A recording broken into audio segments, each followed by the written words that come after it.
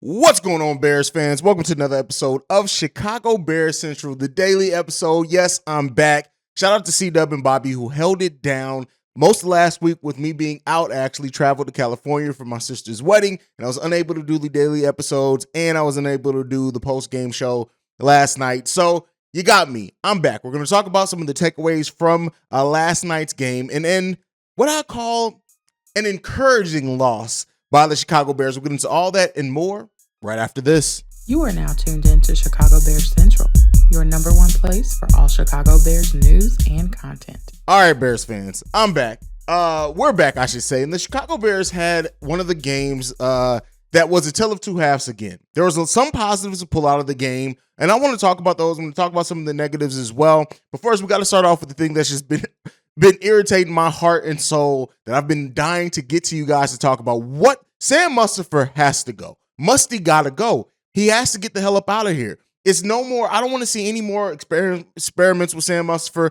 I don't care. He's been the worst lineman by far in our lineup, period. He has to go. Why does this idiot keep getting, I'm sorry, I shouldn't probably say idiot. Too strong of words there. But with that being said, he needs to stop getting minutes. He doesn't have, or snaps, he doesn't have the dog in him that we like to see in Chicago. He doesn't have any of that. Get Sam Mustafer's ass up out of my city, up off my team ASAP. I don't give a damn about none of it. I don't want to hear. There's nothing that anybody can say anymore that makes me say anything positive when it comes to Sam goddamn Mustafer. Get him up out of there. I have nothing. I don't want to see it anymore. The Sam Mustafer experiment for me is over and done with. He's been one of the more costly Chicago Bears on this roster for the whole season. And every game that we've played, you can talk all day about everything else, up, down. I don't care about anything else. Sam Mustafer is the one who has to go, period. He has to go, in my opinion.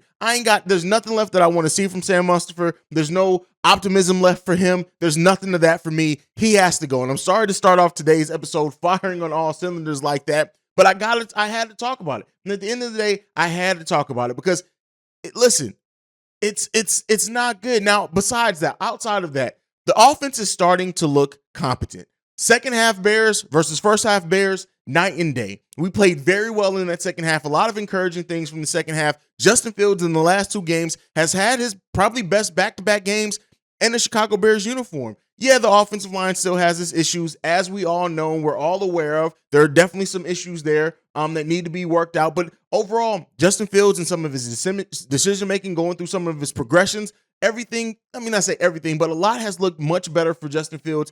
And like I said, I didn't expect this offense to all of a sudden, or the passing offense to all of a sudden be this dominant factor for the Chicago Bears. I wanted to see slight improvements until we get to the midway part of the season. And this improvements week after week. And even though we're 2-3, in the last two games at least, we've seen significant improvements when it comes to Justin Fields' play. And I, for one, am appreciative of it. Even Velus Jones got a reception and a touchdown. Cole Kmet looked much better in this game as well. Darnell Mooney looked much better as well. More targets, more competency. Justin Fields walks away with 118 QB rating in this game. He was 15 for 21, played very well overall, 208 yards passing. He was sacked twice, one touchdown. He's showing progression, and that's what we want to see from Justin Fields. That's what the encouraging. You want to start seeing some progress made in those areas, right? Our rushing game, like me, C-Dub, and Bobby have all said, as long as our passing game does not come along, the rushing game is going to get significantly more and more difficult every week. Overall, only 78 yards rushing from us in the last game against the Minnesota Vikings. So, that shows why getting the offense together overall, getting more of these weapons going out in the receiving core, getting Cole Kmet, Darnell Mooney, Velus Jones, Equinami St. Brown, everybody in rhythm as much as you can is going to help the Chicago Bears team. So while we're seeing progression in the offense, it's not where it needs to be right now. I said early in the season, don't expect to see this offense firing on all cylinders to week 6. Considering where we are, it's probably going to be more like week 8, week 9 at this point. But with that being said, that's what you want to do in this season and what it's meant to be, right? You want to build those positive habits. You want to build that chemistry. You want to build that Justin Fields doing the correct things, and we're starting to see that as well. So that's definitely one of the takeaways in this. Dante Pettis, you got to go, bro. You're right along with Sam Mustafer. We can put you on the same Uber. We can get you up out of here. We can send you to Champaign. We can send you anywhere else in Illinois that you want to go. We can send you to Green Bay, wherever you want to go. But you got to get the hell up out of my city, period. Amir Smith Marset as well. Listen, that play broke my heart. Now, do I understand some of the things that went into it? Yes, but, it kind of is what it is there. Moving on to another takeaway, Kyler Gordon and Kendall Vidor had pretty competent games for us. Gordon, more so in the second half, again, where we're seeing him learn from his mistakes. He came in, showed some playmaking ability, showed some of the things that while being picked on all year, he showed some of those progressions and the things that we were hopeful for him when he was drafted by the Chicago Bears. Listen, everybody's progression as a rookie isn't the same. It's not all linear. It doesn't all overlap. It's going to be while Jaquan Brisker has been way more consistent, Kyler Gordon has had a more up and down season, more down than up for sure. But he's starting to show some of those progressive things that we want to see, that we need to see. And I'm glad for one that we did see that as well. Some of the other takeaways from this, the vets on the defense, they're not getting it done, period. And that's Roquan Smith, that's Robert Quinn. They are not getting it done. They are Roquan at times is getting a lot of tackles, but when it's needed, he's not getting it done. Robert Quinn has had one good game for us this season, has not been good. He's been playing 50 snaps on the defensive end. He's been averaging, and he's been, for the most part, just a non-factor in many of the games. So, there are some things like that I see that definitely bother me with the defensive end of the ball. And defense is the one that we came into the season being very high on and thinking it was going to be the thing that we can bet on. It's showing that let me not say it's being the opposite overall, but there is some concern, especially when you look at veterans that Roquan Smith wants to get paid. He's had maybe 1.5 games where he's really looked like that linebacker that deserves to get that big payday. Outside of that, it has been marginal at best, in my opinion. I know some people may disagree with that. That's fine. But it has to end up balancing itself out, and we hope that it does. Listen, there's been so much with this team that you can look at and say, hey, if it just was a little bit better, if it was just a little bit tighter, if something just broke our way a little bit more, then it could have worked out for the Chicago Bears. But that only gets you so far in reality. Yes, Darnell Mooney has been playing much better as of late. Cole Kmet, after being basically a non-factor in the first 3 games, has been looking a little bit better, right? A little bit better, showing, and I think that with Cole Kmet, he's scratching the surface. As we get more in rhythm, he's going to get more in rhythm. We're going to see more from him. We're going to see more from Darnell Mooney. Velus Jones hasn't been there, been playing in very many games, so we need to look out for his progression overall. But this game was just one of those games where it was frustrating, but there was a lot of encouragement even in that frustration. And so hopefully we can see those type of things improve for this team. We know we were going to be a team that had to deal with a lot. We're going to face a lot of adversity. We're going to look like we're absolutely terrible at times, and hopefully look like times where we're middle of the pack or marginally better.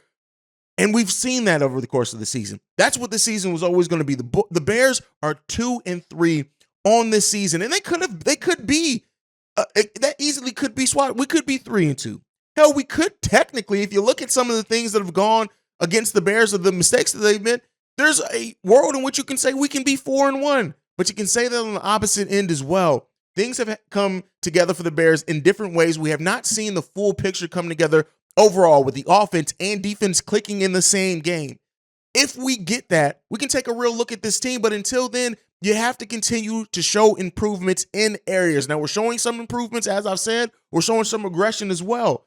Kendall Vidor, you guys know I'm very down on Vidor. I don't like Vidor, but that interception that he got was needed. It was needed. And it was his first NFL interception at that, I do believe. So, shout out to him. It led to a Bears score in field goals, but we have to find a way to get into the end zone more consistently with this team. We have to. We don't get into the end zone more consistently. It doesn't matter how many flashes we show. It doesn't matter how many quarters we look good in. It doesn't matter how many halves we look comfortable in. We got to get it together.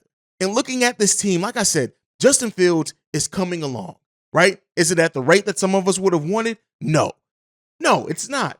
And that's fine, though. As long as you're showing that progression, if you look at his decision making, if you look at everything in totality that he has to deal with, it's doing pretty good, right? But we also have to notice that, like, Darnell Mooney, first year as a true number one, and we're missing a Rob out there. We're just missing it. Him and his ability to draw double teams to free up some things for Darnell Mooney is missed in the way that you see how Darnell Mooney's being guarded out there now. And we need somebody else to step up to be a weapon to truly unlock this passing offense as well. We don't necessarily we would love to have, right, another 1,000-yard receiver and things like that, but we need to have it by committee if it's not going to be one person stepping up. Velus Jones has shown at least a step in that right direction with his play in the last game. Kyler Gordon's coming along a little bit better. There's a lot of positives to be said with this team, but we got to eliminate some of the things. The play calling in certain times, still an issue. I still look at it and say, Luke Getsy, I need you to get it together. But this team is starting to show the encouragement that at least I was hoping for at this part of the season. It's starting to show that encouragement. With a lot of the rookies, our offensive line, Tevin Jenkins needs to stay in there as well. Justin Fields showing a little bit of that progression. We know we have a dangerous running back core, a running core when you throw in Justin Fields as well, what he's able to do out of the quarterback position running the ball. We have that as something that we can bet on. But if we don't show the other balance in the other areas, it's going to continue to be hard games for us, both running and passing. The Bears are starting to show some improvement. And I hope that even in a frustrating loss like this, right? I was on the plane pissed. But even in showing that, even in seeing that, let's acknowledge and be thankful of the progression that we're seeing from this team. Yes, we need to see more. No, this is not the final product. No, we should not just rest and just be happy with everything that's happening. But they're starting to show some progression. And I do think as we continue to go forward in this season, and we're one of the teams that has the later bye week, so we still got a lot of football ahead before we get a week off. Hopefully the Chicago Bears continue to show that progression and we start seeing a more formalized view of what this team can and will be. Make sure you're following the show at Chi Bear Central. You can send us any feedback, questions, comments, concerns, ChicagoBearCentral@gmail.com. Lastly, if you want to leave us a text and or voicemail, the number to do so, 773-270-2799. We are the number one spot for everything Chicago Bears related. And like I like to end every episode on, bear down. Love you guys. Peace, y'all. This has been a presentation of the Break Media.